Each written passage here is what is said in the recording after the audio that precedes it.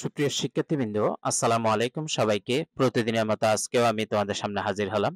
আজকেও তোমাদের জন্য লং টার্ম ফাইন্যান্সিং যে চ্যাপ্টারটা আছে, অর্থাৎ আজকের ক্লাসটি যাদের জন্য, তোমরা যারা বিবিএ তে ফার্স্ট ইয়ারে বা সেকেন্ড ইয়ার আছো, প্রিন্সিপালস অফ ফাইন্যান্স যে সাবজেক্টটি আছে সেখানে লং টার্ম ফাইন্যান্সিং চ্যাপ্টারটা ইম্পর্টেন্ট। বিবিএ ফোর্থ ইয়ারে ইনভেস্টমেন্ট ম্যানেজমেন্ট সাবজেক্টেও লং টার্ম ফাইন্যান্সিং চ্যাপ্টারটা আছে। এমবিএ প্রিলিমিনারি অ্যাকাউন্টিং ডিপার্টমেন্টে বিজনেস ফাইন্যান্স সাবজেক্টেও লং টার্ম ফাইন্যান্সিং চ্যাপ্টারটা আছে।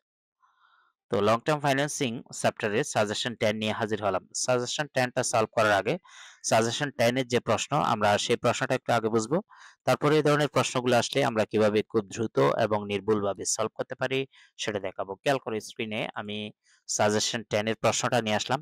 এই প্রশ্নটা ন্যাশনাল ইউনিভার্সিটি অনার্সে সেকেন্ড ইয়ারে ম্যানেজমেন্ট ডিপার্টমেন্টে 2017 সালে আসা একটি প্রশ্ন। আমরা প্রশ্নটা খেয়াল করি। Islami bank Bangladesh limited bonds will mature in 10 years.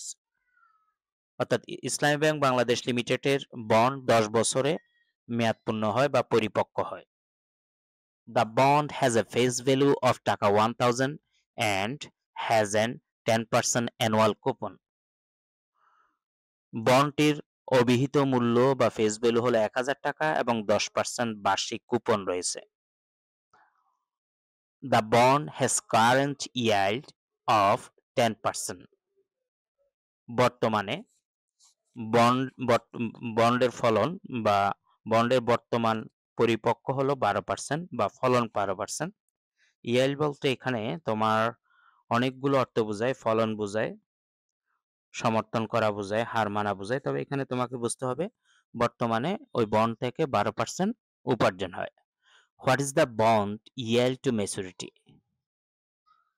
অর্থাৎ ওয়াইটিএম বের করতে হবে আমাকে। এখানে বন্ডের yield টু ম্যাচুরিটির হার কত সেটা বের করতে হবে। তো yield টু ম্যাচুরিটি বা ওয়াইটিএম এর ইতিমধ্যে আমরা অনেক অঙ্কতে শিখছি সূত্রটা। সেজন্য উই নো একই সূত্র আমরা বারবার ইউজ করব। YTM equal I plus RV minus NSB divided by N, RB plus NSB divided by 2 into 100। এই সূত্রটা ইতিমধ্যে আমাদের আসলে আয়ত্তে চলে আসছে। তো এখান থেকে আমরা মানগুলো জাস্ট পাশে হেয়ার দিয়ে লিখব। প্রথমে আমরা এফবিটা প্রশ্ন থেকে লিখব। এফবি মানে হলো ফেস ভ্যালু। এফবি প্রশ্নে দেয়া, এফবি যে কথা আরভি কিন্তু একই কথা। তো এটা প্রশ্নে দেয়া থাকে, দেখো এই যে ফেস ভ্যালু দেয়া আছে। ফেস ভ্যালুকে আরভি ধরতে হবে। আলাদাভাবে যদি আরভি বা রিডেমেবল ভ্যালু না থাকে সেটা হলো 1000 টাকা। আই মানে হলো অ্যামাউন্ট অফ ইন্টারেস্ট। সবসময় খেয়াল করবা ফেস ভ্যালুর উপরে সুদের হারটা প্রয়োগ করতে হয়। বড় হাতের আই বলতে কিন্তু অ্যামাউন্ট অফ ইন্টারেস্ট, আর ছোট হাতের আই বলতে রেট অফ ইন্টারেস্ট বোঝায়। তো এখন ফেস ভ্যালু আছে কত? 1000, আর সুদের হার আছে কত? 10%। এই যে কুপন রেট যেটা 10% অ্যানুয়াল কুপন, 1000 এর 10% 100 টাকা। আর এসবি এটা হবে sales value, I divided current yield। ঠিক আছে, এখানে আমাদেরকে এসবিটা বের করে নিতে হবে। এসবি হলো আই কে কারেন্ট yield দ্বারা যদি আমরা ভাগ করি, আই হলো কত? 100, আর কারেন্ট yield প্রশ্নে দেওয়া আছে 12%।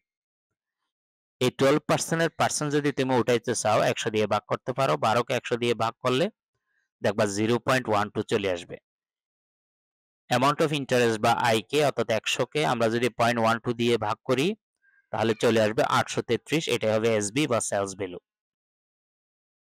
এরপরে এন সমান নাম্বার অফ ইয়ার্স অর্থাৎ ম্যাচিউরড পিরিয়ড যেটা 10 ইয়ার্স, আর ওয়াইটিএম সমান হলো প্রশ্নবোধক চিহ্ন, মানে ওয়াইটিএম এর মানটা আমরা বের করব। এখানে একটু বলে রাখি যে এসবি যেটা বের করছো সেটা আসলে এই সূত্রে এনএসবি যেটা নেট সেলস ভ্যালুটা এখানে এসবি হিসেবে ব্যবহার হবে। সেলস ভ্যালুটাই নেট সেলস ভ্যালু হবে। তো এই মানগুলো আমরা এই সূত্রে বসাবো। যেখানে আই আছে সেখানে আমরা 100 বসাবো, সূত্রে প্লাস চিহ্ন দিলাম। আরভির জায়গায় এই যে আমরা আরভি বের করছি 1000 সেটা বসাবো, সূত্রের মাইনাস দিলাম। এনএসবি বলতে আমরা যে এসবি বের করছি 833 সেটা বসাই দিলাম, এবং এন এর জায়গায় আমরা এন এর যে 10 ইয়ার্স মান বের করছি সেটা বসাই দিলাম। ঠিক একইভাবে নিচে আরভির জায়গায় 1000, সূত্রে প্লাস চিহ্ন দিলাম, এনএসবির জায়গায় 833, নিচে 2 দিলাম, ইনটু দিয়ে 100 দিলাম।